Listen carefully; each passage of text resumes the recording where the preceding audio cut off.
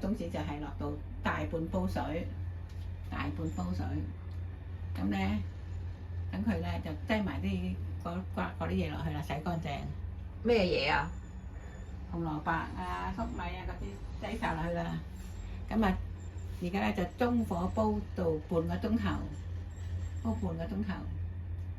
咁我就去魚尾唔使咁快啫，煲到爛晒，煲到佢1個鐘啦，即係個半鐘頭湯啦。咁就然之後就落魚尾落去，煎魚尾落去，就滾下半個鐘都唔使啊。個魚尾要煎嘅係嘛？個魚尾梗係煎啦，拍嚿薑落去煎啦，佢有薑啊我話，拍嚿薑落去煎啦，煎到灒水落去咁咪都灒啲湯落去個白色咁啊半個鐘啊乜都得啦，爛晒啦條魚，我都未煲過㗎，我哋煲湯係咁嘅啫。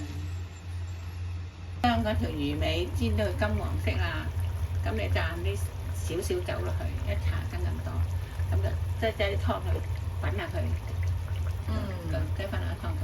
睇下個湯先，煲咗幾耐啊個湯？煲2個鐘。再煲多2個鐘？唔係啊，煲咗2個鐘。我煲咗2個鐘。咁啦，我而家擠入去啦。哇，好似好好飲咁。我而家擠入去。哦。咁你嚿魚又唔使話一陣間爛晒，又冇得食。係。咁咪就得啦。即係再煲多半個鐘。唔使啦，唔使㗎啦，咁差唔多㗎啦。唔使煲啦。唔使煲㗎啦。正。加鹽啦。好。